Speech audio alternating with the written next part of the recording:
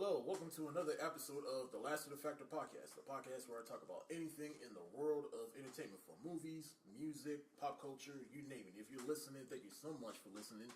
I know I've been gone for like a little over a month, but don't worry, I'm back. Like, I know y'all probably wondering, where's my Infinity War review? Don't worry, it's coming. Like, I'm going to have a whole show dedicated to that and Deadpool 2 and Solo. But if you want the short answer, Avengers Infinity War, 4 stars for worth money. Deadpool 2, 4 stars for worth money. And Solo, a Star Wars story, 2 stars for watch with caution. Make of that last one what you will. But today we're not going to talk about movies. We're going to talk about something that has been a little bit recent. We're going to talk about something in the world of music. Yeah, we all know about the whole Drake versus Pusha T thing, and we're going to talk about that for a little bit, and then at the end we'll do something a little fun and talk about what we thought was the best beef and what was the best diss track. So, and today I brought back some returning members from the episode I did way back, that hip hop episode I did. Yeah, I brought back Scriv. I don't know what I'm supposed to say, but I'm Scriv. Hey, I'm Bob. Yeah, how y'all feeling today? Feeling alright, man. I'm feeling marvelous. So yeah, we got this whole Drake versus Pusha T thing, and well, before we get into the whole thing about it, like, how do we feel about them as artists? Like, for me, like Drake, I've always liked him, especially his earlier albums. Thank Me Later, Take Care, Nothing Was the Same. Like, those 3 albums, those are 3 albums that I can listen to over and over again, and I have. And Pusha T, as you know him from the Clips, and he came out making his own music, like his first album, My Name Is My Name. That is one of my top favorites of this past decade, and then everything else after that, it was okay, but to me, nothing will ever touch My Name Is My Name. But how do y'all feel about them as artists, though? I love Drake, man. I really do. I like the slow songs, I like the fast songs. I like the fake reggae songs, the fake Caribbean songs, all of it. There's of course some of Drake songs that I don't like, but I like a majority of Drake's music. And I love Pusha T's music, man. A majority of his music I like. Drake is Beyonce in that he makes good music. He makes good albums for the most part. And you really kind of can't sleep on either one on a very basic level. But they're both, well, I don't know. Beyonce might not be overrated. But Drake is, in some capacity, she is. Drake is definitely overrated. They both have a rabid fan base of stans who let their feelings about the artist overshadow any rational consumption whatsoever. They're kind of like LeBron, where they get fouls they necessarily shouldn't get. Oh, not so much Beyonce. She is very solid. Drake can be wishy-washy. I like Drake songs. I was just singing a Drake song on the way over here that was on the radio. I can't front. He's overhyped, overexposed, and he's just not that damn good. Pusha T is a dead god. A dead god. A dead god. The story of Adidon is the only Pusha T offering that has impressed me since My Name Is My Name. He's one of my favorite rappers. I love Pusha T. I really love the Clips, but Pusha T has not really done anything to excite me in the past, 4 or 5 years. So until the story of Adidon. Yeah. So you're in the same boot as me as far as Pusha goes. It's like nothing has really impressed me since My Name Is My Name. You ain't like Wrath of Cain. Well, that was really a mixtape, but he had a couple of bangers on it. But yeah, I think Wrath of Cain had 1 or 2. It had 2 joints on it, from what I remember. I haven't even motivated to listen to it again. Yeah, and then he had the Darkest Before Dawn, the Prelude, and then trash. Really trash. I wouldn't say it was trash, but I wasn't geeked by it. Yeah, and then recently he had he released Daytona. What y'all think about that? It was a good album. I think I owe Daytona 1 more listen, but I was underwhelmed. It was solid. Now let me say that it didn't suck. It's just, part of it. I wouldn't have been so disappointed if I wasn't a Pusha T fan. Just because, My Name Is My Name kind of showed me he could grow. You know what I mean? People go back and forth on the point about all he talks about is the same shit, selling cocaine and expensive shit that you don't have. You can feel either way about that. I kind of do feel that he does, but again, there's different ways to branch out. Like Gucci Mane talks about the same shit he got like 3 topics, but the way he tells the story and sets it up, it keeps it interesting. Although you can't listen to Gucci for too long straight either. But I just there's not enough variety. Like My Name Is My Name, Push he took some risks. He still kept it true to himself. He still it was all about the coat, all about the fancy brands, all about being rich, all about I'm not really a rapper, which is like the worst cliche in rap. Like, nigga, shut up. Like, you're rapping. I'm not a rapper. Yes, you are. And you want to be the best rapper. And there's nothing wrong with that. See, that's part of the whole idea of what's cool and caring and emotion. Anyway, that's another podcast, though. Another episode. But, yeah, that's where I stand on that. I think one of the reasons why Pusha T got to where he is because of Kanye and good music. Like, I feel like Kanye did for Pusha what he did for Common. It's like Common, he was already a well-established artist, but he made him more acceptable as a commercial artist. And I feel that's what Kanye did for Pusha. I don't think so.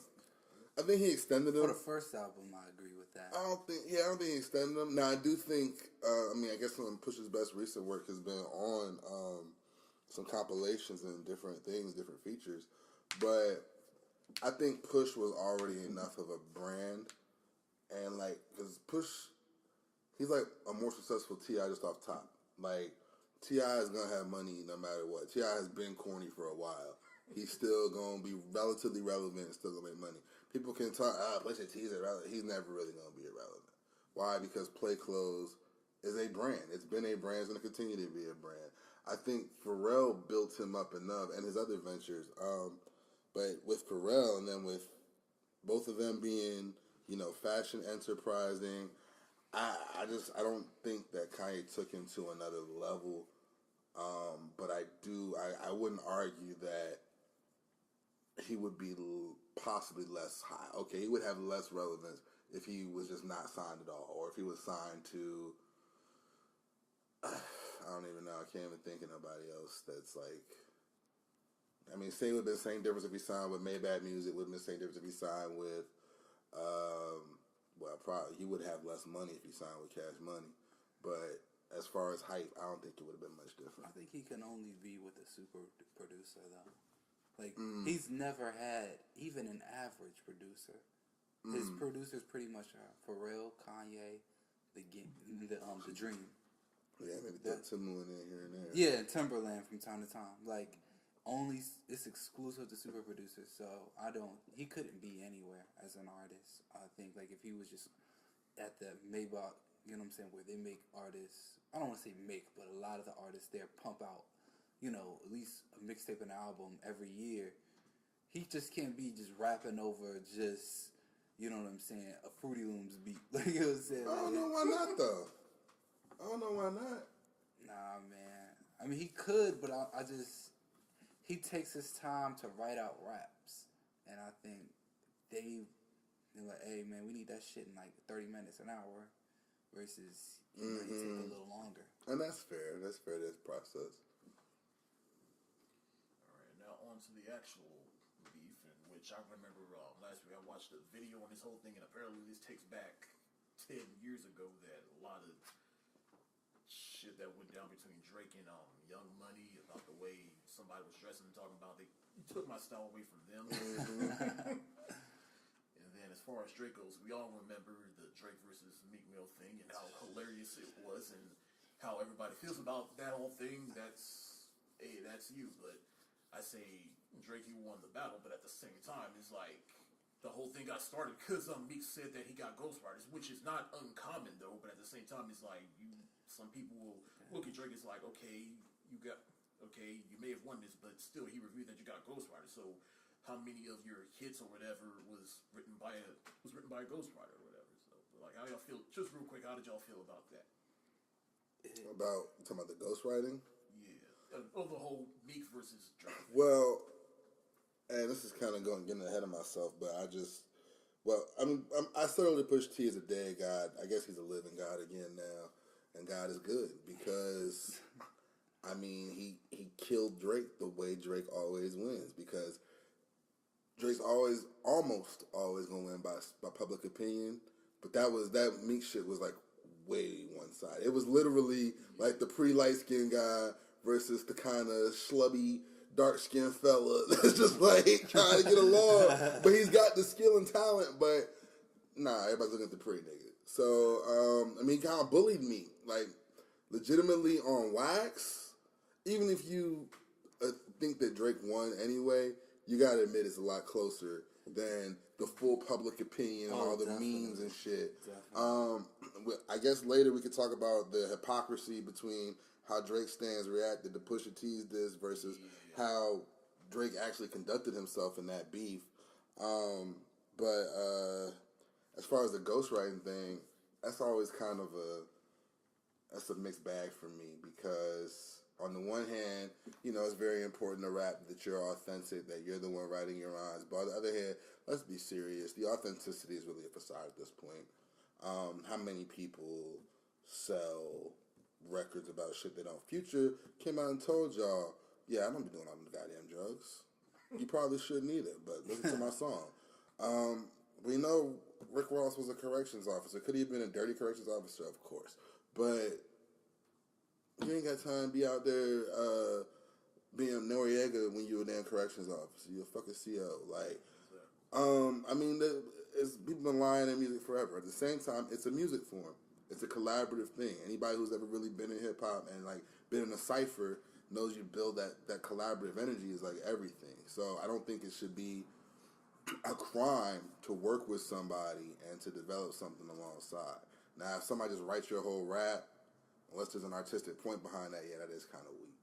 But if we sitting around and I'm writing a 16 and Hambo gives me 2 and you give me 2 or 4 even, but I wrote most of it, you're still going to get a writing credit on there. People going to look and see, oh, Hambo wrote on this, ghostwriter. That doesn't necessarily, just because he gave me a line to help me finish that couplet, that rhyme off, doesn't mean that he wrote everything. And if he did, he did. Don't be mad about it with a mainstream artist, I guess is my point. If they're signed to a major label, they're already sending messages for a very specific. They're meant to fit in a lane, in a blueprint. They're meant to say very specific things. They're meant to shout out certain brands, because product placement is a thing in rap. So why would, I mean, and like you said even, Hambo, we're talking about having to crank out all these repetitive things. At some point, that demand is going to get so high that, shit, I need something somebody else wrote. Especially if you want a team like, I'm not saying Young Money, because that's Drake, right? Like Young Money, where you have all these artists sitting around that aren't really producing or even on the good music, where you have like, what's my boy's name? Malik Youssef, who's like just a master poet. You're not going to release an album every month, every year. You got Q-Tip sitting around back. You're on this energy. Kanye says he does everything by committee. Everybody helps him write all parts of it. What's the big deal? But you don't want to be totally disingenuous either. So I think that's just a mixed bag. And then with that whole social opinion thing, I think it might have got a little misconstrued. I will say Drake probably does get a bad rap for that bit, the ghostwriter. As far as the Meek and Drake thing, it's weird. At first, it was hands down Drake, and now as you look at it, as time is kind of, you might, if somebody says, you might say Meek won. Like, you know what I'm saying? Like, it make, because that, the Drake is still actively battling ghostwriting allegations. His legacy has been completely tarnished, way more than Meek has. That's a great point. Back to back. So if you look, I mean, it depends on what you consider a winner. If you look at it as a winner on wax, of course Drake won. But if you look at it as a winner of legacy, you could say Meek won. Mm-hmm. But as far as the ghostwriting allegations, look at what Drake got the ghostwriting allegations with. It was on 10 bands. 10 bands. 100 bands. Like, you know what I'm saying? Like, come on. Y'all acting like, well, people are acting like, oh, somebody wrote karaoke for him. Like, you know what I'm saying? Like, a really super personal, or The Calm. Or, any of the ones where he starts naming out girls' names, like Marvin's Room. Like, everything that touches his core, like, he wrote himself. Like, let's be real. So, you know, the fact that he got a writing credit on, Find Your Love, and a couple, you know, I think another singing song and 10 bands. Those pop hits. Yeah, like, who cares if somebody wrote on One Dance? Like, you know what I'm saying? Like, nobody, like, that doesn't change the legacy of who you are as a rapper. Like, you know what I'm saying?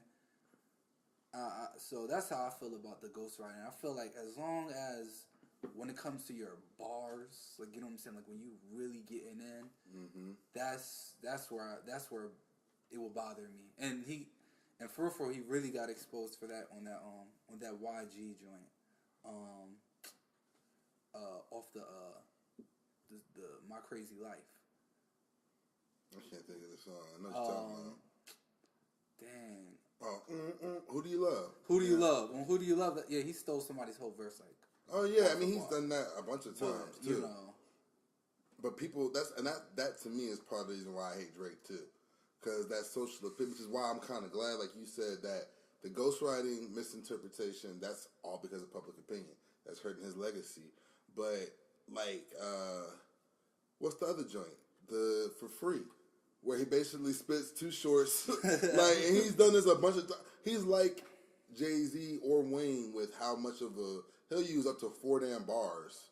You know, at some point, okay, it's paying homage. Hella rappers have used a classic or bar, but Drake does it so much, and his fan base, I think a good portion of his fan base, between it being young people in general, but particularly young women, let's be real, hip-hop is a boys' club. It tends to have more male fans, although there's a lot of hip-hop sisters out there, and we love you. And white people out the wazoo, they don't fucking know that that's a Too Short line, or that's a Big L line, or whoever. Oh, Or Drake is such a line. That fucking, right, the joint off the Nicki joint. Oh. The I'm So Proud of You. Oh, yeah. That's a whole... Well, I never really liked that song. But that's a whole fucking... That's juvie, man. Yeah, he does that. He's been doing that like this whole time.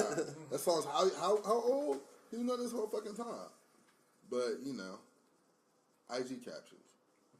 As far as the whole Meek versus Drake thing, the one thing I'm happy about that is that whole situation gave me probably Charlamagne the God's best donkey of the day and hilarious donkey of the day I ever heard. Fair enough. So I remember, I think it was last week, I posted on Facebook, to me, Drake and 50 Cent are the two artists that probably getting the most beefs, or people getting beefs with, because we all know how much 50 Cent he gets in with everybody, and Drake, this is probably his second one, and it's off of either some petty or fresh. He's had a few more. And 2 definitely don't put you at the top. Drake does, I think a lot of people gun for him because he's clearly at the top. Like I remember, but I forgot. 50, the whole thing with Common though. Yeah, and he lost that one. I'm about to say, somebody said he won Common ate that nigga lunch. When people want to insult Drake, they still call him Canada Dry. Yeah. Notice this man's never bring that shit up. They never talk bring about that Common. shit up. I'm definitely here for all of my favorite old head rappers that happen to be signed to good music, stomping mud holes and Drake ass. If Q-Tip wants to go next, I'm perfectly okay with that. That boy Common came back, like a day later? You whole ass nigga. I was like, motherfucker. Stay Steven remix. Common featuring Rick Ross, French Montana, and that whole ass nigga. That shit was so fucking savage, and it came back so quick. Like, I was like, nah, I fuck with Drake. Yeah, me too. He lost that one too. Yeah, we could all admit that. Oh yeah, and even DMX. He beef with DM, or did DMX just say some shit? Yeah, DMX just be talking shit. Because let's be real, DMX could. I don't know if he does, if he's still able to like rap. Because God bless DMX, he's been through some shit. But like, I think you could really just hook up a microphone in DMX and just every 10 minutes shout out a different rapper, and he just put out the meanest freestyle this album of all time. Think about it. This is the man who gave us your whack, your flows lame, your girls a hoe, you broke, the kid ain't yours, and everybody know your old man say you stupid. You be like, I never. That wasn't even a diss song. That wasn't even a diss song. That was just a random one-off. Yeah. Whoop, you twisted. That's what it is. Do that. I would not want to. I would not. No, come on. You know, if it was DMX and Drake, Jay Prince would be. His phone would be going crazy. Yo, we gotta contain this shit. What? 50 is another animal, though. 50 is another animal. 50 now. 50. He loves that shit. He loves that shit. He's a legit bully. He was one before rap, and he's one while he's in it. Like, you know what I'm saying? But I'm sorry, I cut you off. No, you good. I was just saying, we talk about guys that have been in a lot of beef, along with 50. Jay's been in hella beef. Yeah. Actually, LL Cool J has been in a couple rough ups, and that nigga got cannabis out the paint. He don't really give a fuck. And cannabis came back hard. Cause I forget who he went up against back. Was it Kool Mo D or Big Daddy? Whoever he was going up against, like he got them out the way. And he had niggas in the streets. He was like, "Yo, he got them niggas out the. He got one of them like legendary old niggas out the way. He killed MC Shane. That's what it was. Damn, I could be wrong about that. Sorry, hip hop fans, if I am. We just know it's a legendary, like old school rapper that got out the way. Like he ended one of their careers. I know that for sure. Who else had a lot of damn beef? Some people say that 50 ended on Ja Rule's career. Oh, he definitely ended Ja. There's no arguing that. I almost disagree with that, and here's why. When did 50 and Ja was really going heavy at it around, let's say 03, 04? Yeah. Ja Rule dropped New York in like 2008. That was a hit. He dropped Wonderful in like 2008. How does Wonderful go? If it wasn't for the money, cars, and jewels, stop. Oh, yeah. All these things I got. I remember that. That was a hit, though. That's a solid. That was a hit for the time. That was a hit for the time. That's not even as good as the shit he did with J-Lo. No. But I'm saying at the time that was a hit, though. All right. Okay. At the time that was a hit, and New York was definitely a hit. New York was. So it's like I can't say your career got ended and you still pumping out hits. He put out 2 in 2008. Hambo, that is not pumping out hits. The last hit I remember Ja Rule two songs that made the Billboard 100 do not mean, you got a career. 4 years after you got whooped does not constitute Diddy got more hits than that by himself and his ghostwriters. But that's, come on, man. I'll say 50 fucked up his career. And furthermore, I'm going to say, because, Wonderful and New York versus Ja Rule pre-50. Come on, man. Ja Rule was... His career was definitely got fucked up. Ja Rule ceased to be a legend. Now, but to be fair, that's not the worst career ending in hip-hop. Cannabis's career. Cannabis did an album a little while back, and I was excited to hear it, but it sucked. I guess he never really made good rapping. I mean, good albums. He went back on it. Yeah, he did. He was underground.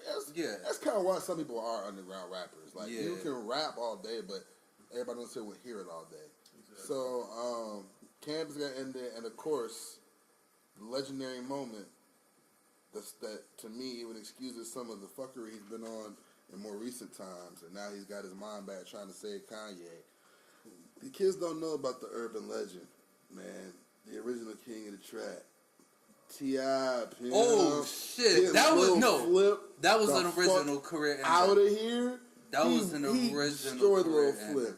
He got on that stage and started freestyling. Oh my god! He really ended Lil Flip had hits. Lil Flip died too soon. He had hits. He did. Bro. Lil Flip was out here, and then that hit, I remember Lil Flip. set his ass back aside. You don't remember Like a Pimp? Oh yeah. Lil Flip had a couple of tapes. And actually, then he dropped What It Do. But Uh-huh. he dropped What It Do after T.I. dissed him. It had no traction. And What It Do was actually a decent song. But, well, nobody trying to hear it. T.I. snatched that nigga's soul, bro. Yep. Shout outs to Tilt.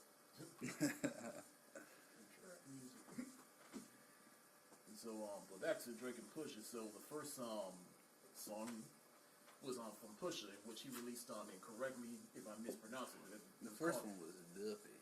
No, the first was Infrared. Oh. Yeah, Infrared. Which I heard on the radio they were talking like a just like an infrared beam. Like he was lining the shot up to because we can all agree he was definitely baiting him with that track. The fact that you even said Duppy was the first one shows he baited him out with that shit. Only reason why I didn't say I'm sorry for cutting you off, but only reason why I didn't address that as a real diss track because Pusha has been poking at Drake for years. This is true. So it's like, why would I even like acknowledge that as an official diss track? I'll just say this: like I made the mistake of listening to Duppy first before I listened to Infrared. Mm-hmm. So with Duppy, you know, he was taking shots at Pusha, talking about you went in on that, John. Yeah, Drake that was very strong. Yeah, like Drake talking about you're not even the top 5 in your own label, which I would strongly disagree. But it was a cool little thing to say. Like, obviously, we know that one to me. Honestly, I didn't like that line, especially because, like, okay, good music, nigga. Like, if you can be the bottom of that label and you still doing well, they got designer now, so let me slow down. Nah, they got a few but other. They got a few people. Like, you never like if you really think about it, like, but they got a few bangers too. Like if we really think about it, who would we consider the top 5 that good music? It would be like Tiana Taylor, obviously Kanye, Pusha, Big Sean. That's that obvious. And it'd probably be a tie between John Legend and Common. But what You're a really disrespectful guy. How you put Tiana Taylor above and Kanye above Common? Alright, this was no particular order. I was just naming out names though. I wish I could see my face. Have you seen that gif of Cameron in the grocery store sign? That's what I look like right now. But who would y'all consider top 5 that good music? Man, who's even still at good music? But I would say Push, Common, and we talking about rapping. Cuddy's not on that shit no more. Or is he back on that? He's getting I'm not sure. I think he's good music. Saha still on there? Yeah, Saha's on Alright, Saha rounds out my 3 there. They actually don't have that many really good rappers. I mean, he said top 5 as far as talent goes. Oh, talent? Well, yeah, Kanye probably is number 1 then. I don't know about Tiana Taylor. When's the last time she put out an album? Her last album came out in like 2014. What about the album before that? It was like a I remember like she got 2009 on the Nicki joint. Shit. Yeah, the Google Me beat. Tiana is the name. She had a couple songs on She has talent. She was dancing her ass off in that video. She's had a couple of mixtapes. I don't know if she's like super talented, but props to her. Is Hit Boy still on? Oh shit. Actually, it don't matter because Q-Tip is more talented than Hit Boy, but Hit Boy's probably up there. They got another. Actually, No ID I think is on good music too. So he is, or maybe he's Def Jam still. They got a couple other producers on it. It's like, oh wait a minute. Well, long story short, Pusha T is definitely not outside the top 5.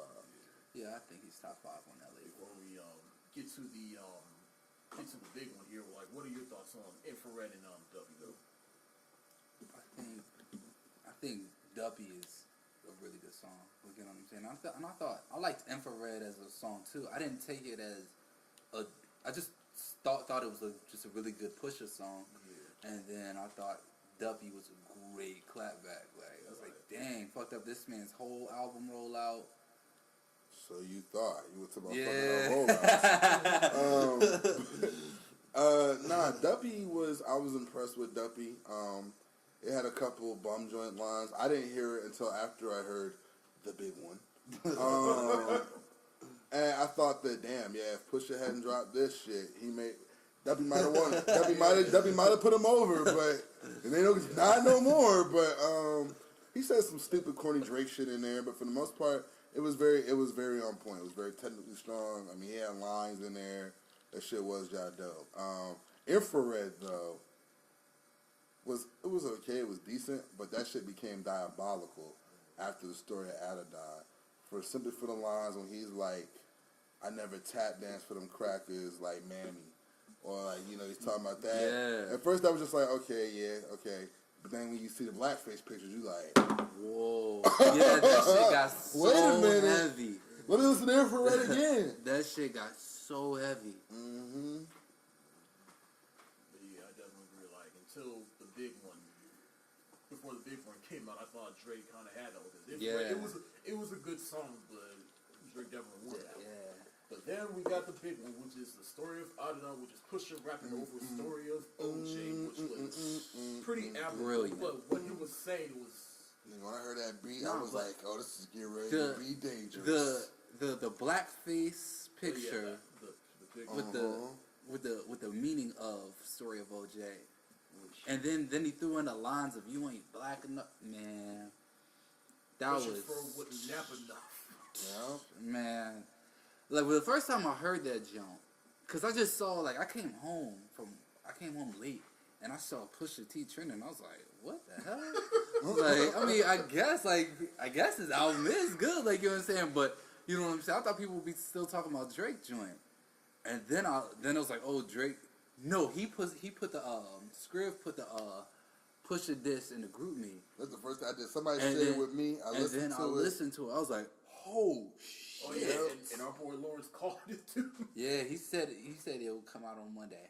Because I'm not gonna lie, I thought Pusha was gonna take a long ass time, and I thought he was gonna take a long ass time, but it was gonna be like a 5-minute song. Mm-hmm. But because that first little snippet came out, it was like 45 seconds, and somebody sent that out, and then everybody was in that group and did the same thing. They listened to it. Before we even reacted, we sent to everybody else. We Pusha T is alive. He has arisen. That's what I said. I said Jesus has arisen and he has braids. Yo, that shit was crazy. I fucking dropped my fucking phone. I was like, whoa. I'm gonna tell you, I was legitimately prepared to be unimpressed because, like I said, I thought Pusha T was washed. I was like, he's just gotten as good as he's gonna get. He's going to try to clap back, but it's not going to be very good. And literally, I'm listening to it. As I'm listening, my eyes get big. My face starts screwing up. And at one point, my lip flew out and my hands ran to my head. And I said, oh my God! I couldn't contain it. I was literally prepared. Yeah, I was prepared to be so underwhelmed and be like, fuck, Drake just killed one of my idols. But that shit was just so fucking... You are hiding a child. Bro, Let that boy come home. Deadbeat motherfucker playing Border Patrol. Christ. That nigga didn't waste a bar on that song, bro. Actually, it was just, I was like, but. It was just uppercut after uppercut. It was like, bro, it was just. Dennis Graham on the gram. It was like getting Rocky IV. Throw the damn time. It's my time. This nigga said he came from a line of niggas with Steve Harvey suits, man. Steve Harvey suits. You can't let that shit go, man. And he played it so perfectly because so much of what he said was just so Black Twitter ready. That's what I'm saying. It was just so beautiful to see Drake die by his own sword. Enemies were funny as shit. But that shit was just A1. Because the very next thing I seen was a picture. Somebody put a picture of Dennis Graham in a big ass suit. And I was like, God damn, that shit is fresh out of the Steve Hightower collection. Lavita, call your peoples. Man, say how you a winner, but she always covered it last. Your mother's never been married. She can't keep a man. That shit was so disrespectful. Oh, so disrespectful. You are hiding a child. And I guess we could talk really about everything now. But here's my thing. First and foremost, all respect to Jay Prince. You can't just be out here disagreeing with certain people.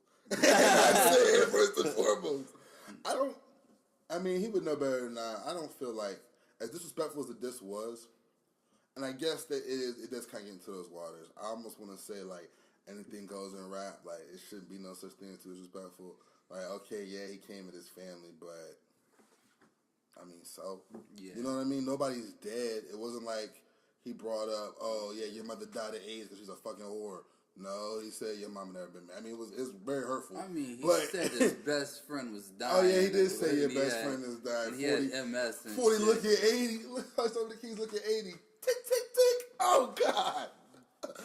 Yeah, that was fucked up. But what are you gonna do? Again, somebody started putting up battle rap joints, and it's when you compare it to battle nobody rap, got killed over that. But it's not that bad. To be fair, the beefs that have gotten as ugly as this generally did involve violence. And I got to recant a statement. I was kind of like, fuck it, that's how rap beef is. That's how it ought to be. If it gets violent, it gets violent. Everything's on the table. I do disagree with that. People's lives shouldn't be taken. So I get to reckon, that's cool by me. Although, I gotta say, and this might be kind of getting lost in the entertainment aspect of it, but no, because in the same breath, like, hip-hop is such a damn contradictory thing. But sometimes we do glorify... Some shit is just badass, dude. The fact that Young Dolph shit got shot the fuck up, that nigga was alright, and then got on the track and bragged about it, that's hip-hop. I'm sorry. No, it's not good his truck got shot up. But that story now, and added to Dolph's legacy and legend, that's huge. You gotta kill me, you should have tried harder. Like, and then that nigga made a fucking EP called Bulletproof. You know what I'm saying? Which, is a one-off okay rap, but no, the nigga's really bulletproof. Nigga really talked about and it was like the names of the songs like read like a sentence. It was like One Night in Charlotte, Bulletproof. I was like, damn, cuz 100 shots. I was like, you can't sleep on that. When Cameron got shot through the arms, and I think didn't he drive his fucking self to the hospital? He was up here. He was in D.C. They shot up his Lambo. I think that nigga drove himself to the hospital. Oh, no, I thought he got his Lambo jacked out here. Maybe that's what, I don't know. The nigga I know he got shot when it happened. He got shot? He got shot when it happened. I know his car got stolen. It was like, well. Damn. I want to say, I feel like, I don't know. We can look it up, I guess. But I feel like he drove himself to the hospital. I could be just exaggerating. But, yeah, man. I guess it's good in the bigger scheme of things. If Jay Prince felt like it was getting ready to get violent and unnecessary, then all right. Now my question though, what I wonder is that because Drake was going to respond in kind and have a diss record so vital that Pusha T was going to have to shoot him, or did he just see this thing just continuing and continue to escalate, neither side letting up, and both sides having real button men around that's going to let them things sing, and he didn't want that to happen? Or are all beefs at this point manufactured? Was just a clever marketing scheme to not only promote Daytona, but also Ye, Scorpion, and... That would be my next question. Like, do we all think that this could be a possible publicity stunt to... And Jay Prince, the mythical gangster that shuts this down, just so happens to have a book coming out. It is all very coincidental to me. Nah, I don't think. First off, I don't think Drake has this mythical thing that could end Kanye's and Pusha T's career. No, I don't think that exists either. Because that nigga Pusha T went on Twitter laughing, talking about Drake got $100,000 trying to dig up dirt that don't exist. Oh yeah, like right. You know what I'm saying? It's kind of like, if he's that confident about his life and his life story, there's nothing to be said. Like, you know what I'm saying? And if it was, it'd be completely fabricated. And to be honest, that story of Adidon, that was really mean. Half of me really wants to hear another Pusha T diss, but another, as somebody who really fucks with Drake, is kind of like, I kind of don't want to see how, how much worse this can get. Like, yeah. Like, this nigga talking about a surgical summer. Like, surgical. That excited me, boy. I was like, we gonna peel this back layer by layer. Layer by layer. Like, this is only the first layer? I was like, Jesus. I was like, man, like, I kind of wanted it to end now. I was like, just throw it in the damn towel. Like, but no, I don't think Drake had another diss track, but Push is loaded. And I don't know what the fuck is going on in Drake's life that he knows that we don't know. But I want it to be left a secret. Like, you know what I'm saying? Like, I just want Drake to be that nigga who make them songs. Fuck that. Fuck all them bitches. I want him aired out. I want the real and the raw. Just because, listen, the fact that Drake literally has his babyface persona. Like, I don't know, maybe I was arguing with y'all niggas. I was arguing with somebody. No, I wasn't. It was a different group me. And they were talking about, okay, but you know how many rappers out here have kids they don't take care of? Like, that's fine, bitch. But them rappers, this was a guy, so don't think, it was a nigga. I'm calling him a bitch, though. You don't think that's different. Okay, if Future don't raise his kids, it adds to he's an ain't shit nigga. He talking about doing drugs and doing ain't shit. You can't be out here making feminist anthems about love yourself and you don't hug your baby? Like, or you hiding? Like he said, I love my mom. And I only love my bed and my mama. I'm sorry. You know, they mean the hell out of that one.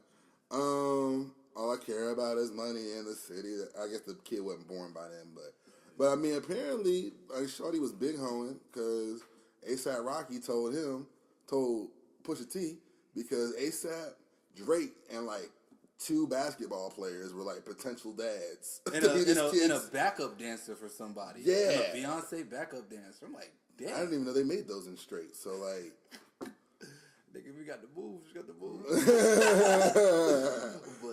that was another question I was getting ready to ask. Like, what does this whole child that Drake is hiding that nobody even knew about?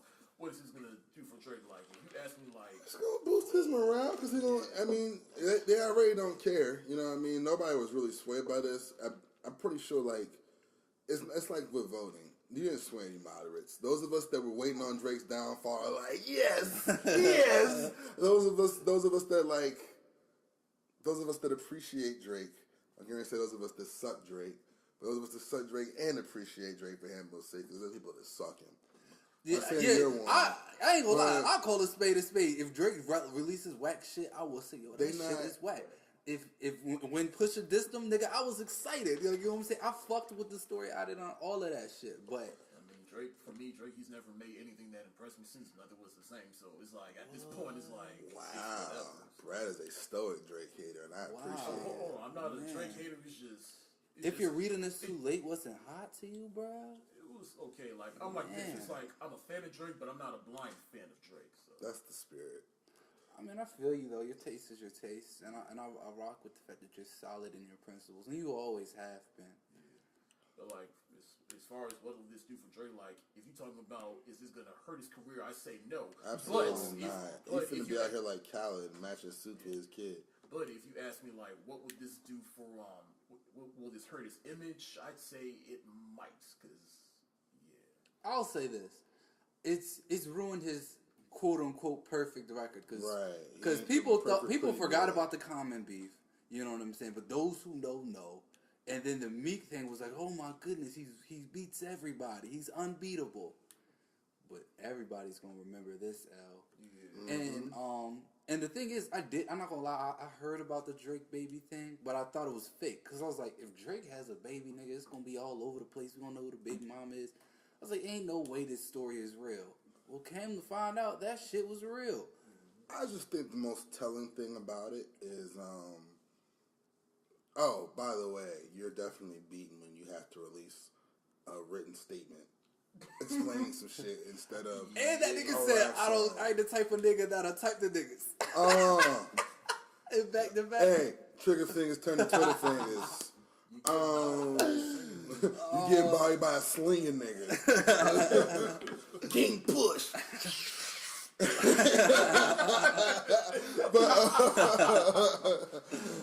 Yeah. I was finna say some shit before I started clowning. You keep looking over. I thought somebody was sitting over there. Now what was I about to say? Something about this kid. I mean, I guess it fucks up the brand release, and that's awesome. Oh, yeah, the fact, you just said something about blackface, but not the kids. And this was fucked up. Nobody wants to know anything about this man's son. You know what I mean? Nobody wants to know it. Nobody cares about the kid. It really didn't have to. The reveal had more effect than the aftermath. That's true. Nobody wants to see the kid. We done found the softcore porn star wife. Or not wife, baby mama, okay, big deal. But nobody really gives a shit about Drake Jr. Yeah. So, I mean, that wasn't that big a deal. That's kind of fucked up. Like, the baby, nobody care about the baby. The baby.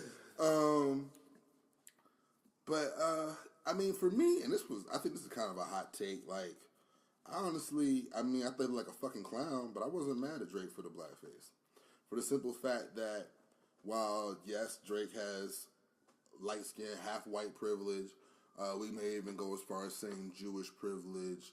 I don't get too into that. I don't know who his mama know. I would think he has more privilege from his famous ass uncle, Larry Graham, one of the best singers of all time. But I mean, Drake has never, as far as I've seen, and people could be going to blow your comment section up. As far as I've seen, I mean, Drake has always known he's at least half black. He used to say nigga pretty weird. I know y'all seen the videos on Twitter by now.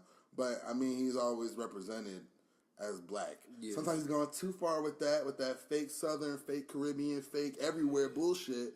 But he's definitely always been black. I mean, yeah, he's keyed in on those. He's cashed in on his respective privileges for sure. But I mean, I didn't see it as, oh, he's like making fun of niggas, or he like really sold out super hard. Like, who would really do that? No. I figured it was probably a misguided attempt at being woke. Like, this is some kind of faux woke shit. They tried to make a point. They didn't make it very well. Like, there's a reason Bamboozled, which is the Spike Lee movie that I'm sure you're familiar with, that this is kind of probably was based off of, inspired by. Yeah. There's a reason that shit was a movie. You know what I mean? Yeah. It wasn't just a still shot like, thought-provoking. There was more to it. Talking about, having to play into these roles. And then I actually saw the short film that was associated with that. And it's an incredibly problematic picture.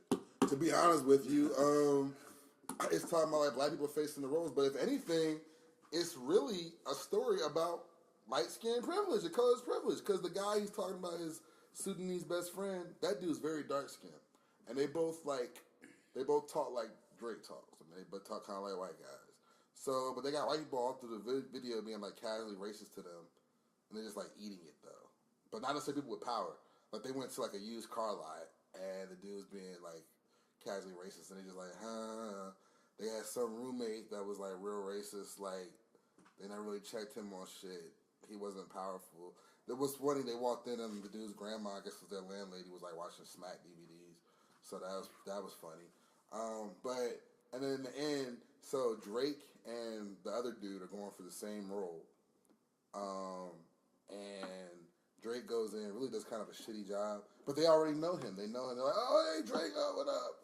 And he gets the role. And the other guy gives this like really good performance, but they're like, oh, okay, yeah, thanks for coming out. So, if anything, though, in that case, Drake, you weren't in the blackface position.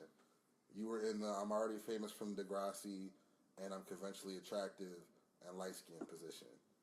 When there's a blacker guy that did a better job and didn't get near your look.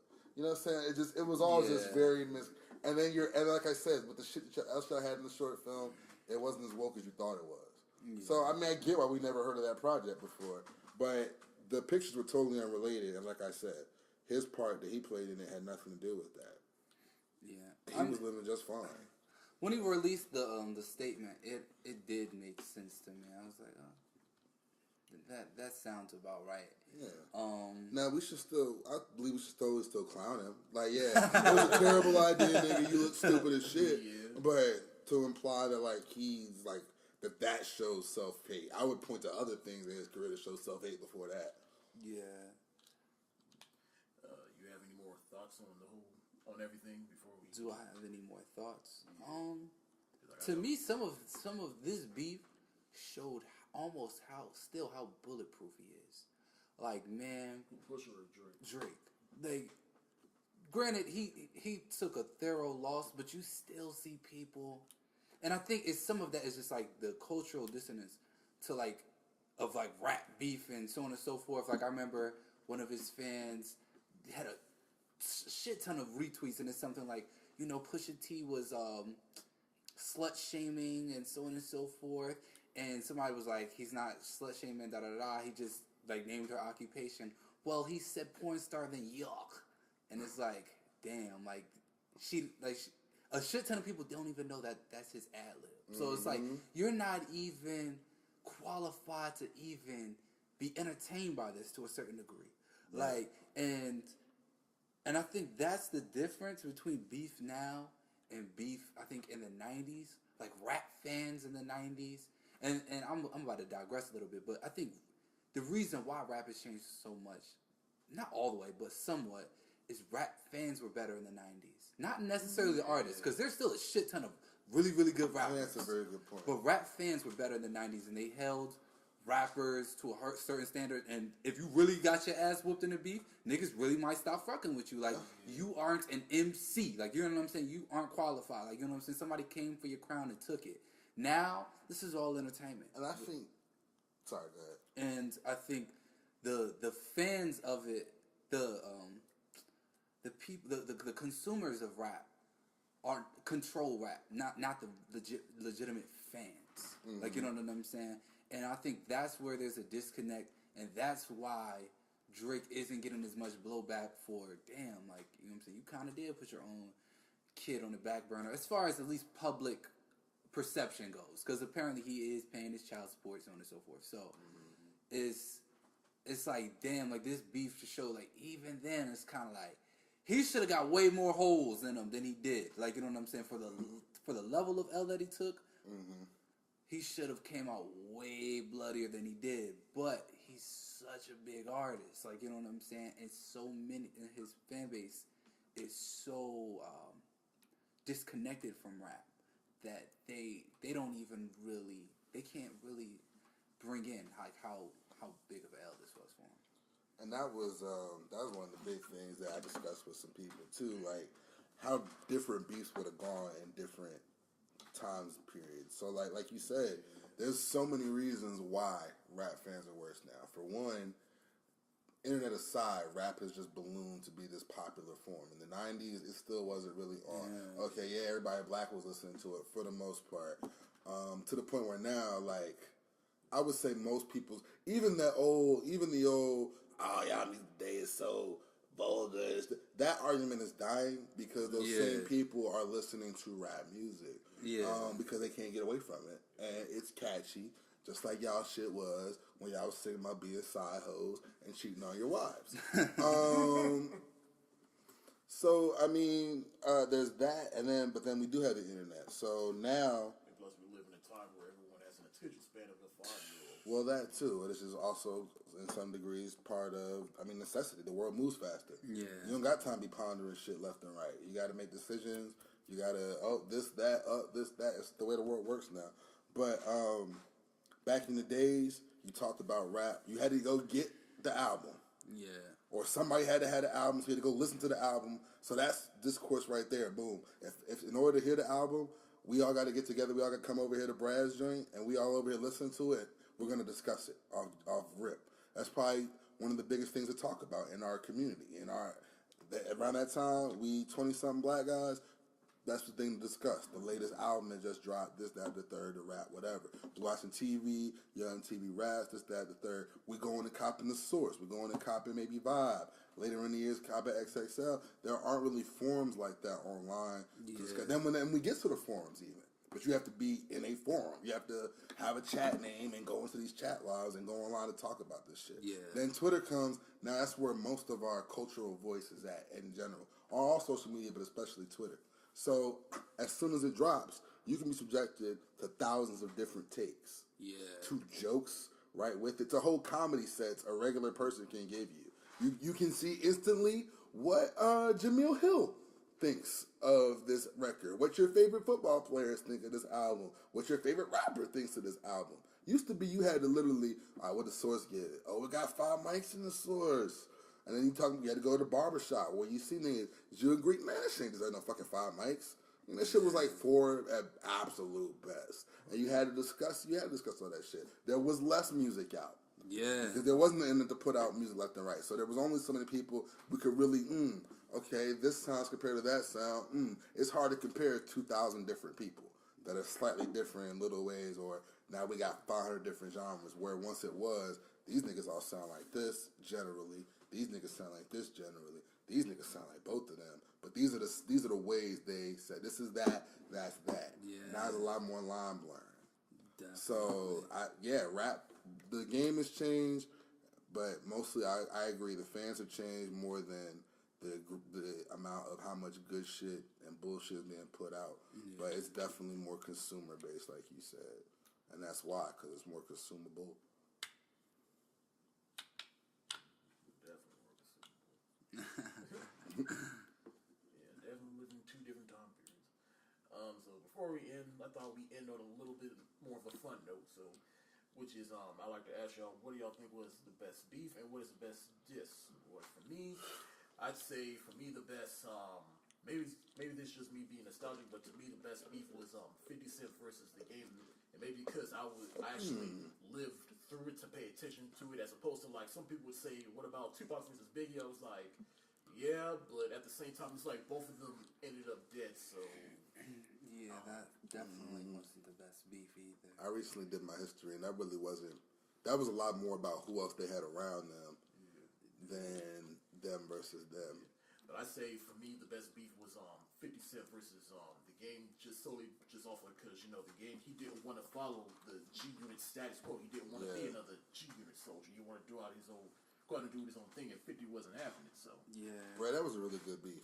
That was a good beef because that's I forgot about that when I was thinking about it in my cultural memory. Yeah. But I would never thought because that 50 Cent was a beef master, man. That was around the time too. And we had like the Attitude Era in WWE, The Rock and Stone Cold and all that. Our life was full of these big dramatic rivalries. Like beef wasn't no quick 3 tracks and we out. Yeah. Like 50 and John went at it for at least 2 calendar years.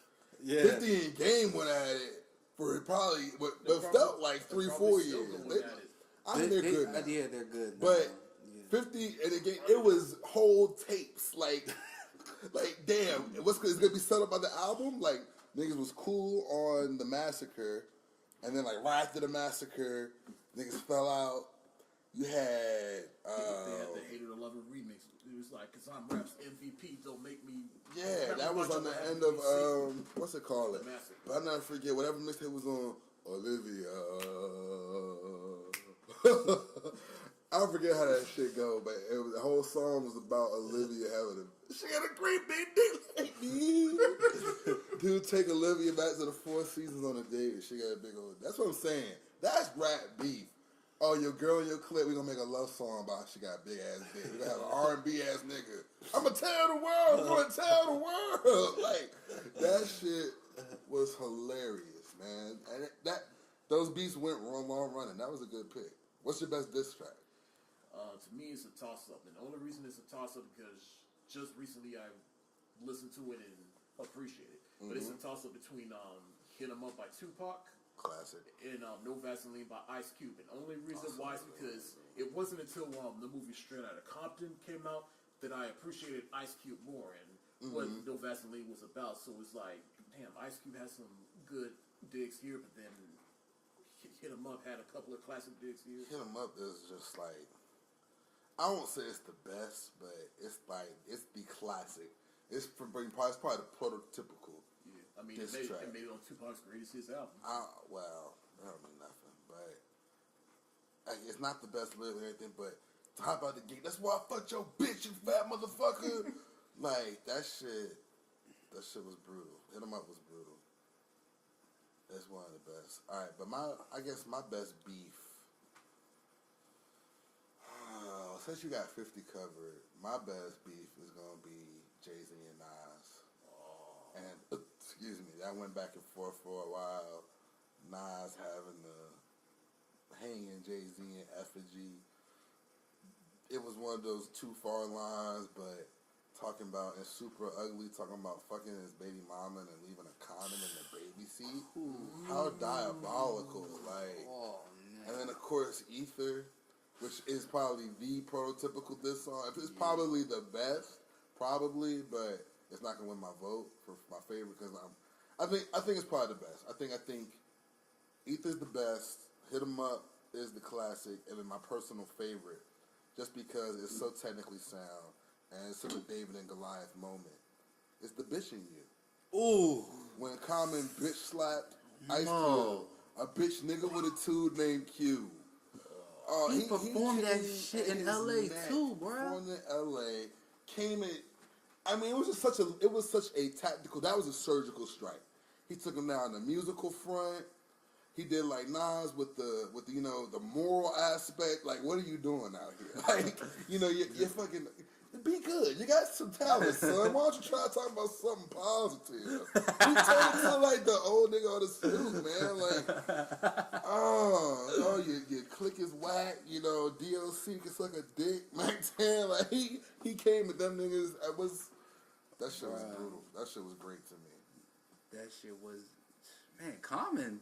Whole T, he's that Don't gladiator. fuck with Common. That nigga's a You gladiator. don't want no smoke with Common. Common, but he can really rap. So it's Exactly. like He's a that fucking nigga poet. was never with somebody to play with. But I guess since I'm not gonna lie, my favorite beef was the 50 and Rick Ross jump, just because it was Not just, about 50 and Rick it was Ross. just so like 50 like Chris man, Jericho rap. that nigga. I don't even think 50 even used any bars. That nigga was just, and that's why it's my favorite beef, because he was making videos and skits. He did the porn shoot with the baby moms. You know what I'm saying? And Ross gave him some bars that I fucked with, but you know what I'm saying? And to me, that was the turning point of rap fans change. Because, man, if that happened, like, you know what I'm saying? We released a picture of him being a CO and did the shit to his baby moms. And That was 50 Cent to drop that, wasn't it? Yeah. See what I'm saying? 50 Cent is the GOAT of beef. Took his own son out to Floyd Mayweather's house. Oh, Like, bro, somewhere. that shit, I was like, damn, nigga. Like, and the fact that nigga Rick Ross came out with, like, that album of the year. Like, you know what I'm saying? If that shit happened in the 90s, you talking about you some Pablo Escobar ass nigga, and then all of a sudden it came out you was a CO, nigga. You probably would have got shot. For real. Your career as a drug dealing rapper is over. Like, you know what I'm saying? Like, you better be recipes on audiobooks or some shit like that. But that's it. Like, you know what I'm saying? Let the salmon breathe for approximately 45 minutes, or until the skin becomes flaky.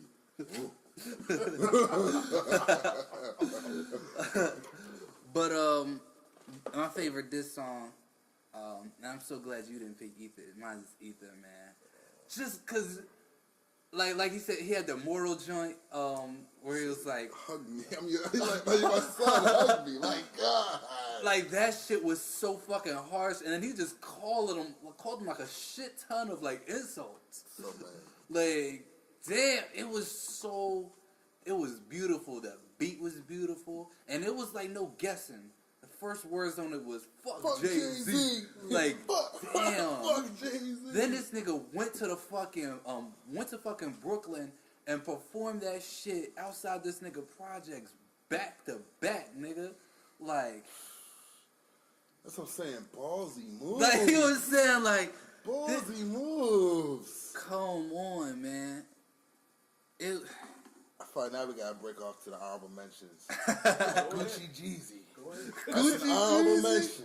Niggas gooning up at the radio station. Or you doing an interview and just show up to beat your ass. Gucci and Jeezy, I think they still hate each other. Yeah, they still hate each other. That was one of the South's, I won't say first, but that was one of the South's major beats. Once the South started to rise again, like post Outkast, that was one of the first big ones. Who did Eminem had beef with somebody? You said Eminem? Yeah. Eminem, as far as great as a rapper he is, as far as beefs, he's been pretty underwhelming. Yeah. Or not underwhelming, he's just really haven't been getting it anymore. Nigga be dissing like pop stars and shit like that. Like, nigga, like, because he I don't can't care. diss any rappers because nobody wants to. Nobody Everybody wants said, to. look, I just run up on you niggas. Yeah. I saw 8 Mile, dog. Yeah, that nigga wrote everybody's shit, cuz. That's wild. To diss yourself and the shit be flames, like. Right. That'll rap is something else. No. Man. I love He it. dissed Nick Cannon. Oh. See, like, That's who stupid. cares? Right, Like, you know what I'm right, saying? about Nick that. Cannon. Well, we already know Nick Cannon whack anyway. Hey, Sheether Sheether. is an honorable mention diss track. She did her business. I tell you what. I don't know. I mean, I think that one. I think Remy killed Nicki more Definitely. than Pusha killed Drake, because I don't know how the Nicki fans feel or felt, or if she lost fans. Probably not too many. 'Cause Definitely not. they staying in too. Definitely Or like, or people. I tell you what though. I think that respect lost a lot of non-stan female fans. A lot of women were very disgusted with Nicki that I spoke to. Were very disgusted with Nicki after that. It might not be anywhere near a majority representation, but they were like, "This bitch washed. She ain't about shit." Like, because I mean, she got her ass whooped, and then she spent like the rest of that calendar year throwing shots at Remy, but none of them stuck. And it's like, girl, move on. Like, you lost. Like, it's like when you get beat up in a fight and you still talking shit about, you want to come over and do it again? Like, relax. But Nicki did win the big run because, what was it? Primo e Pilote? Whatever her Fat Joe album, it wasn't very good. That was a bad album. And then she did when she dropped the joint after Sheether, it was just like, that was a really bad, it was like, yeah, it was no need in doing that. Just let Sheether ride. Like, yeah. That's all you had to say.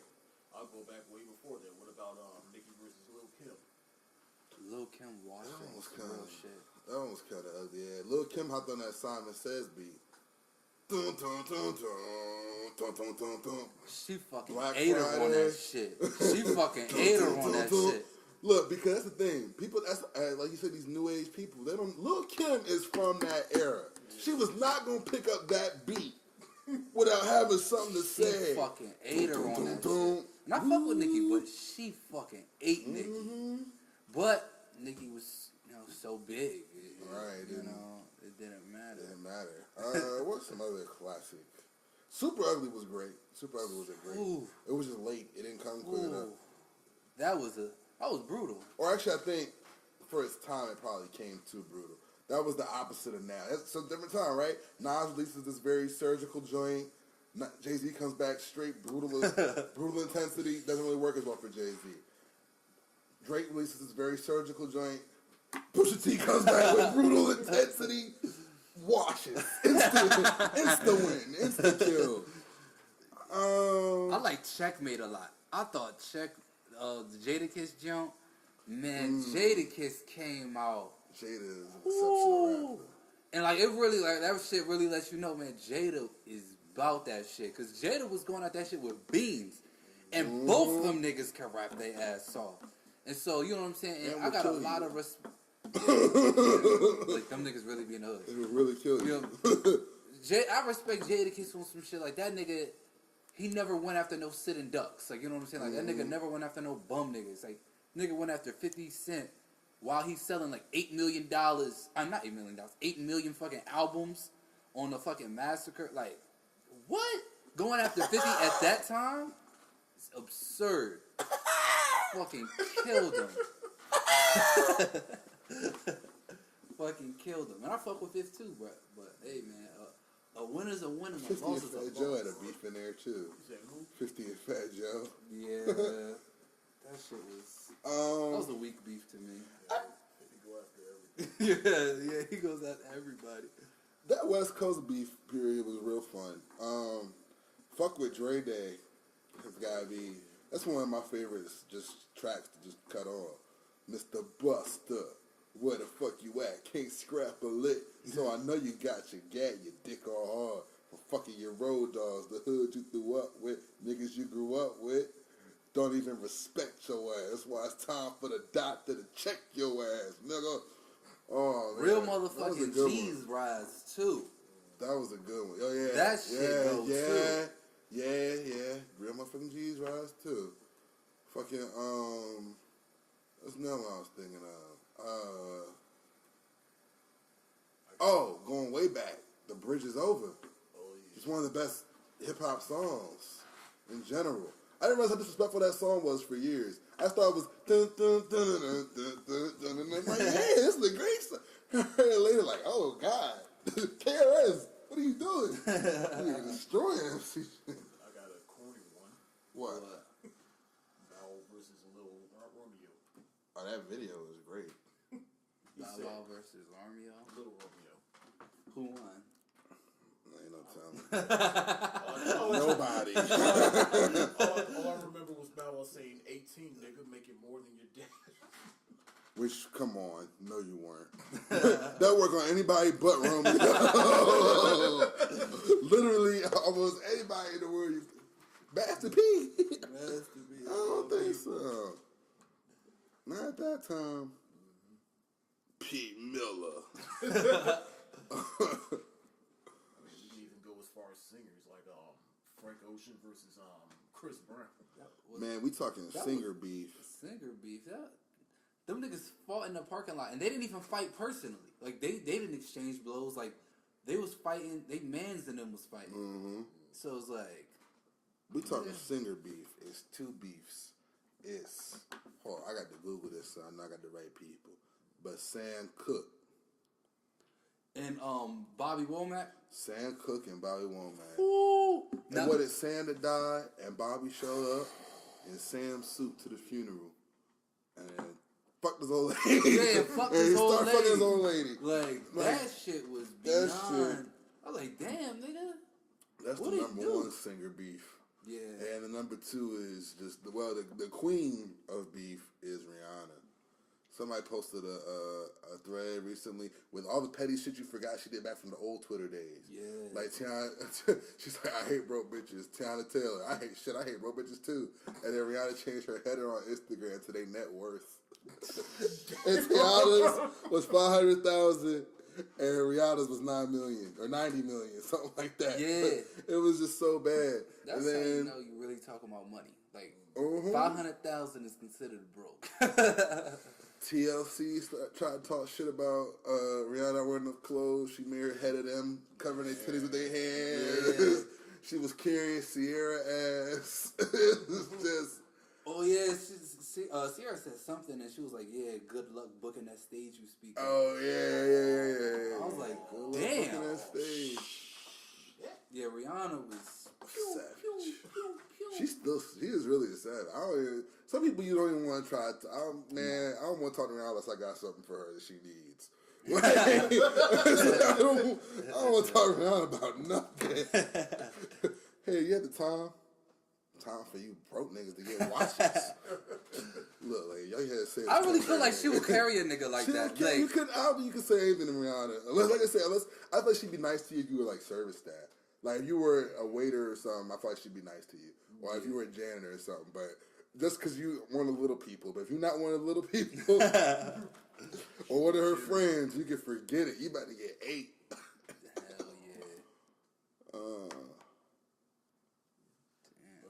To wrap this up, so as far as Lil Drake versus Pusha thing, yeah, like I said, like I'm a fan of Drake, but like I said, I'm not a blind fan, and I feel like he lost this one, and Pusha is like he won, man. Mm-hmm. He won. Yeah, y'all have any other final thoughts on that though? Nah, man. Waiting on Q-tips.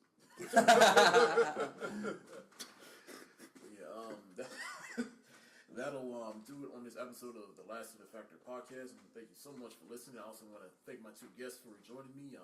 Round table, everyone say your name and your social medias and everything, and anything you got coming up.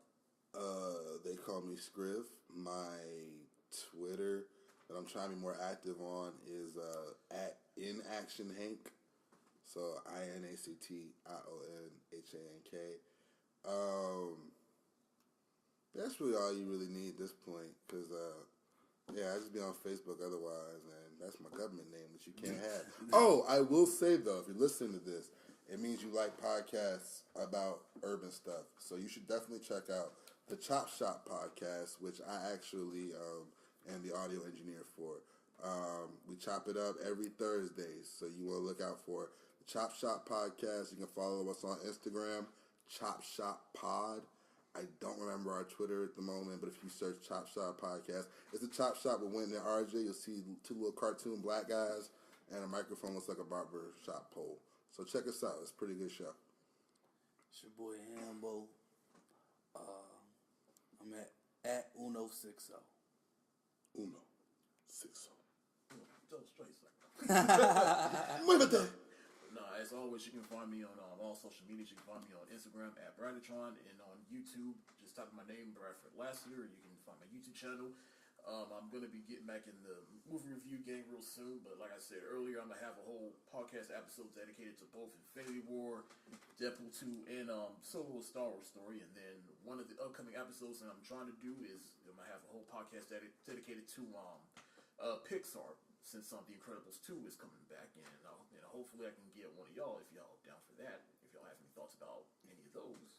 Oh man, I love Pixar films. I do as well.